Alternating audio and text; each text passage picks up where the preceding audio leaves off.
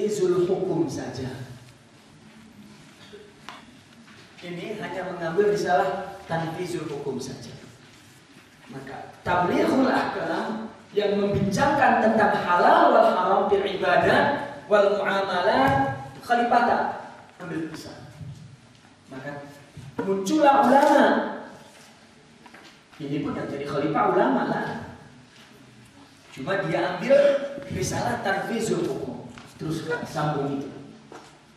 Ini tak, maka muncullah ulama untuk terus ijtihad menjawab perkara-perkara baru tentang hukumnya ada tak dalam Islam, halal, haram dan lain sebagainya. Yang ibadah wal muamalah. Maka kalau ini kemudian dinamakan khalifah, maka ini dinamakan fuqaha. Ya, yang bicara tentang halal wal haram, fuqaha. Bagaimana tentang tazkiyatun nufus? Pun tidak dilanjutkan. Akhirnya ulama pun bertanggung jawab, maka melanjutkannya. Maka mereka ini dinamakan sufi. Dari ulama dinamakan sufi.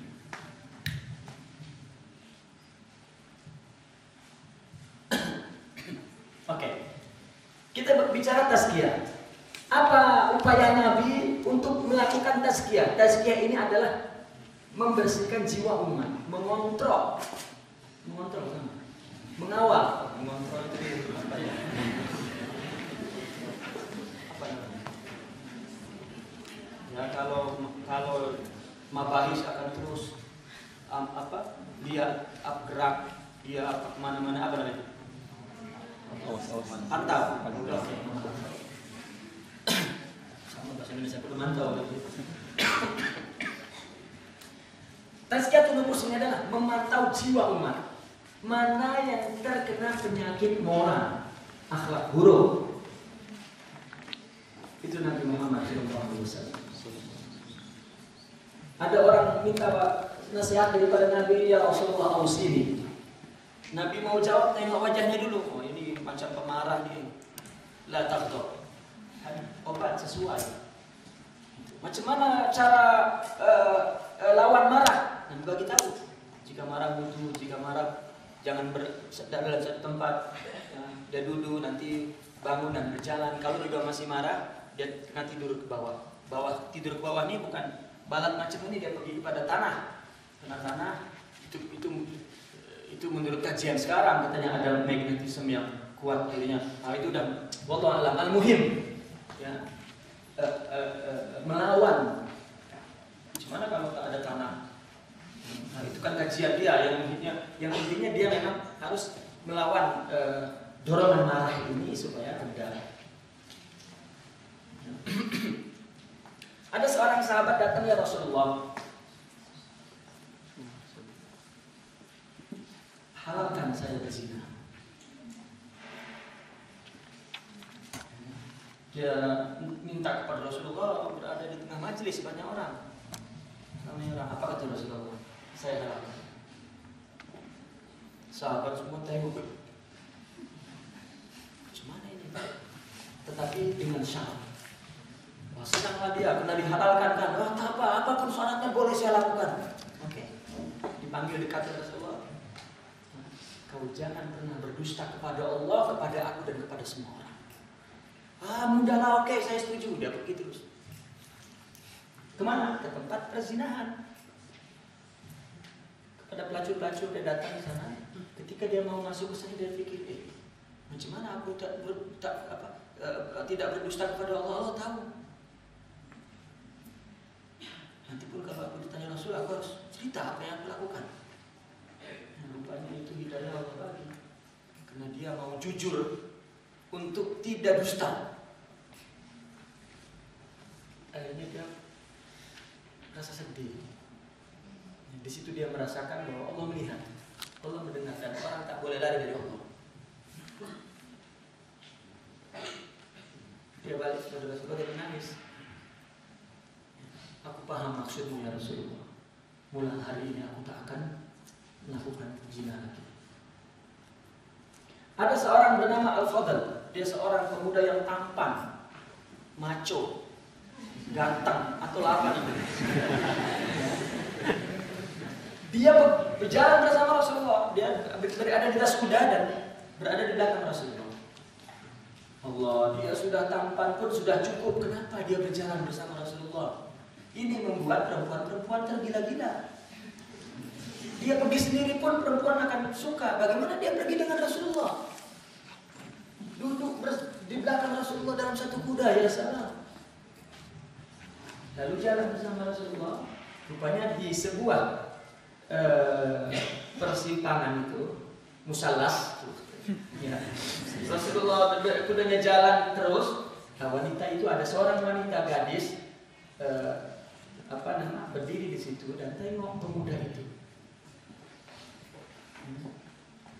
Begitu tengok pemuda itu pun tengok dan perempuan itu tengok, berpandangan mata. Rasulullah berada di depan. Rasulullah memukul ini.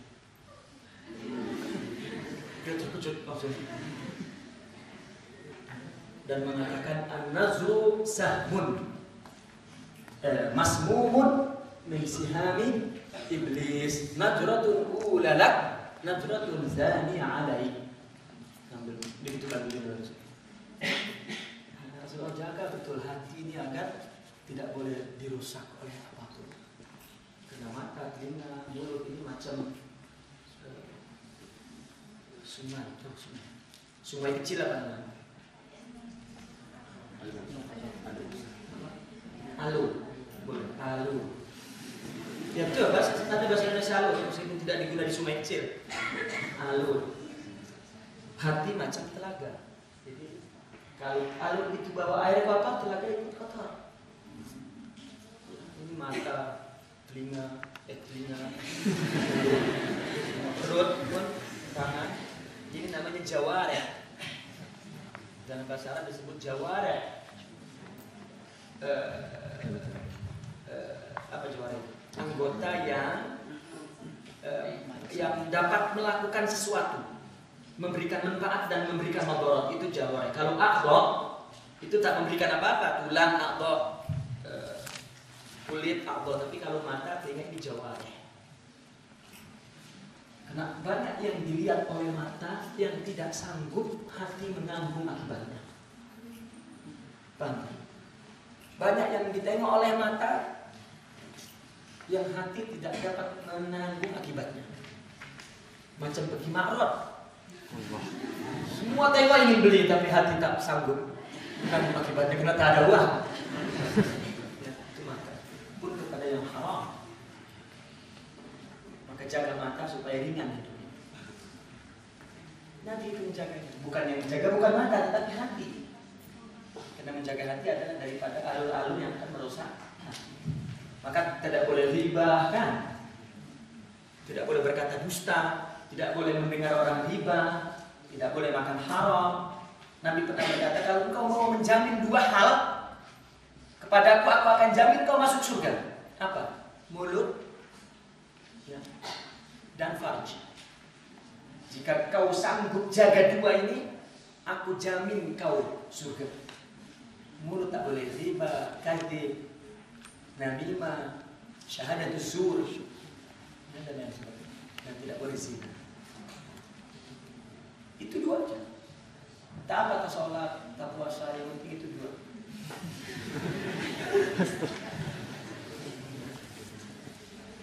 Karena kalau sholat kan sudah wajib kan, tak apa. Kalau dilakukan nanti dosanya lain lagi. Baik. Ada satu kisah yang boleh saya ceritakan di sini. Bagaimana Nabi begitu terus memantau hati umatnya. Alkisah suatu ketika Nabi bersama satu kafilah pergi. Kita tak cerita pergi, kita cerita pulang saja lah supaya cepat. Nabi sudah balik dengan kafilah itu. Jika malam maka Nabi akan buat kemah untuk bermalam kan. Pagi